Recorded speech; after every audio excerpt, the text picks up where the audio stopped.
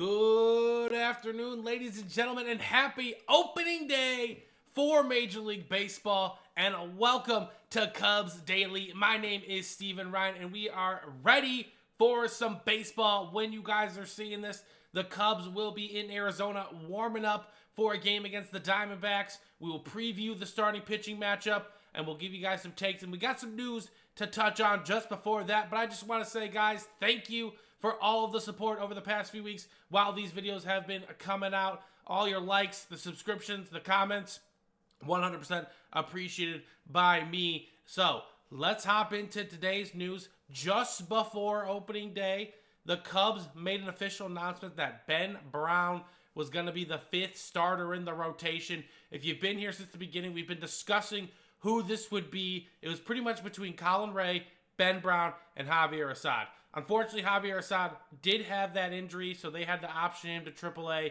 And honestly, Colin Ray is a very solid Major League pitcher. You know, hasn't had the most success or given the most opportunity.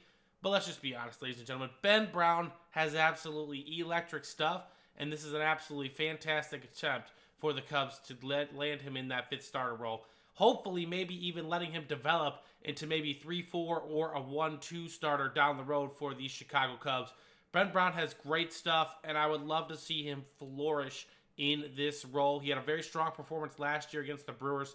7 innings, 10 strikeouts, etc., etc. So he's got that great swing and miss stuff. In his brief appearance in Japan, he was K-ing people outright with nasty stuff. Provided 14 swing and misses, which is absolutely what you want to hear. That's honestly what they look for in pitchers, ladies and gentlemen. It's not even about the pitch mix, how fast you throw, how much swing and miss do you generate. That is the question, and Ben Brown has that good stuff. So I am personally happy that the Cubs decided to maybe not go with the veteran, but give the young kid a look, let him get some reps, because as much as I want the Cubs to win it all this year, I'm not sure if they're quite there yet, but they need to let these young kids get some reps, and Ben Brown is just the start of that. So I'm very happy to hear see Ben Brown pitch. So guys, I want to hear your thoughts in the comments. Comment down below who you think should have been the fifth starter. Are you happy with it being Ben Brown?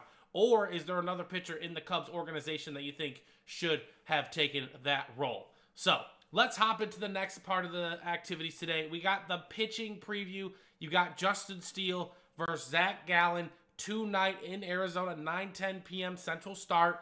Again, make sure everyone's asleep. Get your snacks ready. Get your beverages ready for some late night baseball. I know throughout the weekend series, it kind of gets an hour earlier, which is very, very nice for us. But tonight, 9:10, Justin Steele versus Zach Gallen. Zach Gallen is an absolutely excellent pitcher, and we'll get to him in a moment. But I kind of want to just disregard, okay, what Justin Steele did in Japan. I know it counts. It's on the stats. It's going to be on his counting totals for the total of the year. But it's hard to explain. All of you guys who've watched this video who have traveled out of the country, I've never traveled across the ocean personally, but I know people who have had. Jet lag is a very real thing. Going into a new complete culture shock. All of that stuff is a very real thing. And honestly, I don't think a week was enough time for the Cubs to even begin to equate to what happened there in Japan. So I'm kind of just tossing that one up as, hey, you just threw a pitcher at the best team in baseball in, a foreign land, and he got hit. It's going to happen. Justin Steele's going to get hit sometimes, but I do think Justin Steele's numbers will round out closer to the norm here going forward, and I think he will have a nice, strong start tonight against Zach Gallen and give this Cubs team a chance to win versus their premier pitcher. So let's take a look here at the numbers between the two guys. It's going to be an absolute battle. We got Steele. We got Gallen. These are Steele's numbers last year. Obviously, his ERA is a little bit higher going into this one. But I expect Justin Steele's numbers to round down more towards norm. Ever since the beginning of 2022, Justin Steele has been a top 10 pitcher in the National League in terms of ERA and WHIP. So I'm not totally concerned about him. And again, they're kind of going into that matchup with Zach Gallen. The Diamondbacks haven't really seen Steele. The Cubs haven't really seen all too much of Zach Gallen. But Zach Gallen is also a stud as well. Strikes out the batters. I'm going to be honest with you guys. Last year was kind of more of a little bit downer year for Zach Gallen, in my opinion.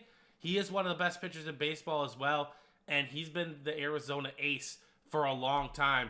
And honestly, ladies and gentlemen, he propelled that Arizona team to a World Series appearance in 2023, but by his leadership of being ace of that staff. So the Diamondbacks are going to be an absolutely tough opponent. Not enough people talk about Zach Gallen. He is an absolutely outstanding pitcher.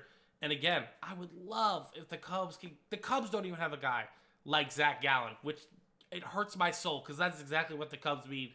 So when trade season comes around, that is what I'm going to be primarily focusing on, is how can the Cubs get a guy like Zach Gallen, because Zach Gallen is just that good. And honestly, the only reason people don't talk about him is because he's an Arizona Diamondback, and they're not one of the premier franchises in all of baseball. Unless you're the Dodgers, Yankees, Red Sox, I'll even throw the Cubs in there because I love them so much. I mean, the Braves, they're a historic franchise as well. Phillies, you're not going to get talked about a lot.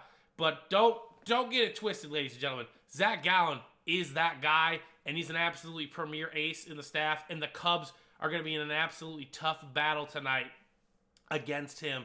So hopefully the Cubs can get off the schneid. We can avoid going 0-3. Maybe we can get to Zach Gallen early. His whip was up a little bit more last year than usual, but be curious to see how he matches up against the Cubs in this game. So, before we round out today's video, ladies and gentlemen, I just want to say happy opening day once again. We're going in for Game 3 for the Cubs. Have to get off to a strong start against Arizona. That is my main point here, ladies and gentlemen. I'm not sure how the Cubs are going to do it. We're beginning the midst of our brutal April schedule where we face a lot of high-quality opponents, but it starts tonight. Let's get the confidence rolling tonight.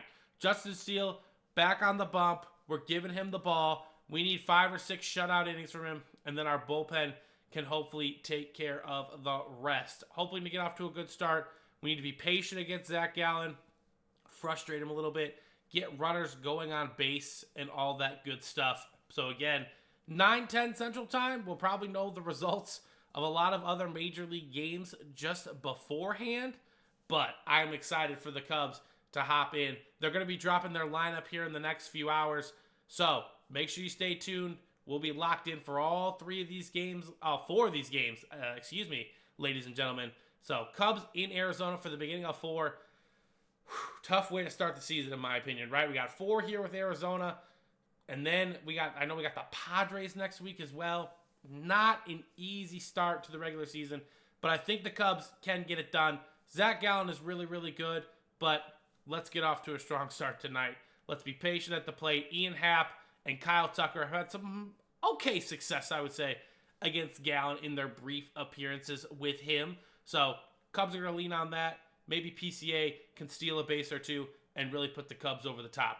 Just as a little tidbit of if you want to spend some money to make some money in the situation, Cubs will more than likely be plus 1.5 on the books. If you want to take advantage of that, I do expect it to be a close, tight ball game. Usually it is with Arizona. Do remember, though, Arizona led the league in runs last year. All of Major League Baseball in runs scored. They were an absolutely electric baseball team. So, Game 1, best of luck. I'll see you guys tomorrow for more.